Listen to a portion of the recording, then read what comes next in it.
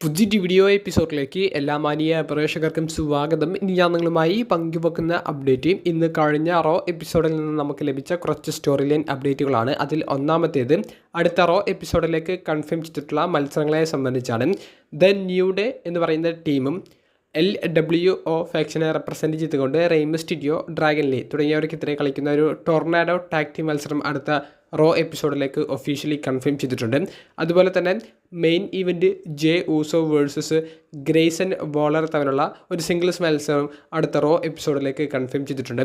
ഇന്നത്തെ റോ എപ്പിസോഡിൽ ഗിന്ദർ എന്ന വേൾഡ് ഹെവി വെയ്റ്റ് ചാമ്പ്യൻ ഓട്ടീസിനെതിരെ ചാമ്പ്യൻഷിപ്പ് അല്ലാത്ത ഒരു സിംഗിൾസ് മത്സരം കളിച്ചു. മത്സര ശേഷവും ഓട്ടീസിനെയും ആൽഫ അക്കാദമിയെയും ഗിന്ദർ ആക്രമിക്കാൻ ശ്രമിച്ചു. ജെ ഊസോ വരുന്നു, അവിടേക്ക് ഗ്രേസൺ വോളറും ഓസ്റ്റിൻ തിയറിയും വരുന്നുണ്ട്. ഇവർക്കെതിരെ ജെ ഊസോ അടിച്ചു നിൽക്കുന്നുണ്ട്. പക്ഷേ ജെ ഊസോയെ അവസാനം സബ്മിഷനിലൂടെ ഗിന്ദർ ആക്രമിക്കുന്നതും കാണാൻ സാധിച്ചു.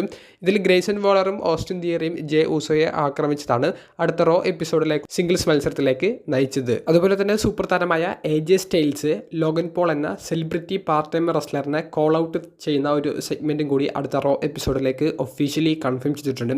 അടുത്ത റോ എപ്പിസോഡിൻ്റെ മെയിൻ ഈവൻറ്റ് ഒരു സ്റ്റീൽ കേജ് മത്സരമായിരിക്കും എന്നുള്ളതും ഒഫീഷ്യലി കൺഫേം ചെയ്തിട്ടുണ്ട്. CM പങ്ക് വേഴ്സസ് സെത്ത് ഫ്രീക്കി റോളൻസ് തമ്മിലുള്ള ഒരു സ്റ്റീൽ കേജ് മത്സരമാണ് നടക്കാൻ പോകുന്നത്. ഇന്നത്തെ റോ എപ്പിസോഡിൻ്റെ ആരംഭം തന്നെ CM പങ്കിൻ്റെ കിടിലൻ പ്രൊമോ സെഗ്മെൻറ്റോട് കൂടിയിട്ടാണ്. CM പങ്ക് വളരെ ക്ഷുഭിതനായിക്കൊണ്ട് റിങ്ങിലേക്ക് വരുന്നു. കമൻറ്റേഴ്സ് ടേബിളിൽ കയറി നിന്നുകൊണ്ട് ഞാൻ എല്ലാവരെയും ശത്രുക്കളായിട്ടാണ് കാണുന്നത്, നമുക്ക് കുറേയധികം കാര്യങ്ങൾ സംസാരിക്കാനുണ്ട്, ആരെക്കുറിച്ച് പറഞ്ഞു തുടങ്ങണം എന്നുള്ളത് ചോദിക്കുന്നു. റോക്കിൻ്റെ പേര് അവിടെ നിന്ന് പാറ്റ് മക്ഫി പറയുന്നു. റോക്കിനെ കുറിച്ച് പറഞ്ഞു തുടങ്ങാമെന്ന് പറഞ്ഞുകൊണ്ട് മൊട്ടത്തലയൻ ഉഡായിപ്പേ എന്ന് പറഞ്ഞിട്ടാണ് റോക്കിനെ അഭിസംബോധന ചെയ്യുന്നത്. നീ ബോർഡ് ഓഫ് ഡയറക്ടേഴ്സിലെ അംഗമായതുകൊണ്ട് നീ ചെയ്തതൊന്നും ഇല്ലാതാകുന്നില്ല, നീ നല്ലവനൊന്നുമല്ല എന്നൊക്കെ പറഞ്ഞ് റോക്കിൻ്റെ പ്രവൃത്തികളെ പങ്ക് വളരെ രൂക്ഷമായിട്ട് വിമർശിക്കുന്നുണ്ട്. കൂടാതെ റോക്ക് ഈ പീപ്പിൾസ് ചാമ്പ്യൻ എന്ന് പറഞ്ഞ് നടക്കുന്നതൊക്കെ ഉഡായിപ്പാണ്, നീ പീപ്പിൾസിൻ്റെ ചാമ്പ്യനൊന്നുമല്ല എന്നുള്ളതും റോക്കിനെ സംബന്ധിച്ച് പങ്ക് പറയുന്നുണ്ട്. പിന്നീട് അദ്ദേഹത്തിൻ്റെ ശ്രദ്ധ ജോൺസണിലേക്ക് കൊണ്ടുപോകുന്നു. ജോൺസിന എലിമിനേഷൻ ചേംബർ ക്വാളിഫൈ മത്സരം കളിക്കാതെ ചേംബറിലേക്ക് വന്നതിനെ വിമർശിക്കുന്നു. ജോൺസിന എല്ലാവരെയും പറ്റിക്കുകയാണ്. ജോൺസിന ഈ യു ക്യാൻ സീ മീ എന്നൊക്കെ പറഞ്ഞിട്ട് ഇങ്ങനെ പറയുന്നുണ്ടെങ്കിലും നിൻ്റെ യഥാർത്ഥ സ്വഭാവം എല്ലാവർക്കും ഇപ്പോൾ മനസ്സിലായി എന്നൊക്കെ പറഞ്ഞ് ജോൺസിനെയും രൂക്ഷമായി വിമർശിക്കുന്നുണ്ട്.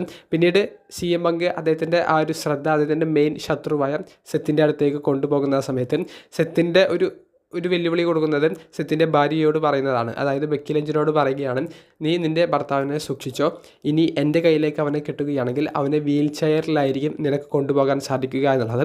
അവിടേക്ക് സെത്തിൻ്റെ മ്യൂസിക് പ്ലേ ആകുന്നു. സെത്ത് ആ എൻട്രൻസ് സ്റ്റേജിലേക്ക് എത്തിയ ഉടനെ തന്നെ CM പങ്ക് അങ്ങോട്ടേക്ക് പോകുന്നു. പിന്നീട് അവിടെ ഒരു വമ്പൻ അടിയാണ് കാണാൻ സാധിച്ചത്. ഒരു കൊമേഴ്ഷ്യൽ ബ്രേക്കൊക്കെ ഈ ഫൈറ്റിൻ്റെ ഇടയിൽ അവർ ഇട്ടു. ഈ കൊമേഴ്ഷ്യൽ ബ്രേക്കിൻ്റെ ഇടയിലും ഇവർ കാണികൾക്കിടയിൽ കിടന്ന് ഒരു ഫൈറ്റ് ഉണ്ടാക്കുന്നുണ്ട്. പിന്നീട് കുറേയധികം നേരത്തിന് ശേഷം ബാക്ക് സ്റ്റേജിലും ഈ ഒരു ഫൈറ്റ് തുടരുന്നുണ്ട്. അവിടെ വെച്ചിട്ടാണ് ആദം പിയേഴ്സ് ഈ ഒരു സ്റ്റീൽ കേജ് മത്സരം ഒഫീഷ്യലി അടുത്ത റോ എപ്പിസോഡിലേക്ക് കൺഫേം ചെയ്യുന്നത്. മറ്റൊരു സ്റ്റോറി ലൈൻ അപ്ഡേറ്റ്, ഇന്നത്തെ റോ എപ്പിസോഡിൽ നമുക്ക് 3 ചാമ്പ്യൻഷിപ്പ് മത്സരങ്ങളാണ് കാണാൻ സാധിച്ചത്. അതിൽ ആദ്യത്തേതിൽ IV നൈലിനെ പരാജയപ്പെടുത്തിക്കൊണ്ട് ലൈറ വാൽക്കീരിയ വുമൻസിൻ്റെ ഇന്റർ കോണ്ടിനെൻ്റൽ ചാമ്പ്യൻഷിപ്പ് റിട്ടേൺ ചെയ്യുന്നതായിട്ട് നമുക്ക് കാണാൻ സാധിച്ചു. അതുപോലെ തന്നെ അമേരിക്കൻ മെയ്ഡ് ഫാക്ഷനിലെ ക്രീഡ് ബ്രദേഴ്സിനെ പരാജയപ്പെടുത്തിക്കൊണ്ട് War Raiders WWE world tag team ചാമ്പ്യൻഷിപ്പും റിട്ടേൺ ചെയ്യുന്നതായി കാണാൻ സാധിച്ചു. റോ എപ്പിസോഡിൻ്റെ മെയിൻ ഈവൻറ്റിൽ നിലവിലെ വുമൻസിൻ്റെ വേൾഡ് ചാമ്പ്യനായ റിയ റിപ്ലിയെ പരാജയപ്പെടുത്തിക്കൊണ്ട് ഇയോ സ്കൈ പുതിയ ചാമ്പ്യൻ ആകുന്നതാണ് നമുക്ക് കാണാൻ സാധിച്ചത്. അതിഗംഭീരമായിട്ടുള്ള അതികിടിലമായിട്ടുള്ള പെർഫോമൻസ് ഇരുവരുടെ ഭാഗത്തുനിന്ന് കാണാൻ സാധിച്ചു. മത്സരത്തിലെ ഈ മത്സര റിസൾട്ടിലേക്ക് നയിച്ച പോയിന്റ് എന്ന് പറയുന്നത് അവസാന നിമിഷങ്ങളിൽ ബിയാങ്ക ബെലേർ ഇയോ സ്കൈയെ നല്ല രീതിയിൽ സപ്പോർട്ട് ചെയ്യുന്നുണ്ടായിരുന്നു. കൗണ്ട് ഔട്ടിൻ്റെ ആ സമയത്ത് ഇയോ സ്കൈ തിരികെ റിങ്ങിലേക്ക് കയറാൻ വേണ്ടിയിട്ട് ബിയാങ്ക ബെലേർ നല്ലൊരു സപ്പോർട്ട് കൊടുക്കുന്നുണ്ടായിരുന്നു. അത് റിയ റിപ്ലിക്ക് ഇഷ്ടപ്പെട്ടില്ല. അതിനെ ചൊല്ലി ബിയാങ്ക ബെലേറും റിയ റിപ്ലിയും ഒന്നും പറഞ്ഞ് ഇങ്ങനെ ഉന്തും തള്ളും ഉണ്ടാകുന്നുണ്ട്. ഈ അവസരമാണ് ഇയോ സ്കൈ യൂട്ടിലൈസ് ചെയ്യുന്നതും ആ താരത്തിൻ്റെ ഫിനിഷർ ഉപയോഗിച്ച് പുതിയ വുമൻസിൻ്റെ വേൾഡ് ചാമ്പ്യൻ ആകുന്നതും. ഇയോ സ്കൈയുടെ ഈ ഒരു വിജയം ആർക്കും പ്രഡിക്റ്റ് ചെയ്യാൻ പറ്റിയിരുന്നില്ല. അതുകൊണ്ട് തന്നെ റോ എപ്പിസോഡ് വളരെ സർപ്രൈസ് ആയിട്ടുള്ള ഒരു റിസൾട്ട് നൽകി പുതിയ ചാമ്പ്യനെ നൽകിക്കൊണ്ട് അവസാനിക്കുന്നതാണ് കാണാൻ സാധിച്ചത്. മൂന്നാമത്തെ സ്റ്റോറി ലൈൻ അപ്ഡേറ്റ് ജാഡ് ഗാബിളിനെ സംബന്ധിച്ചാണ്.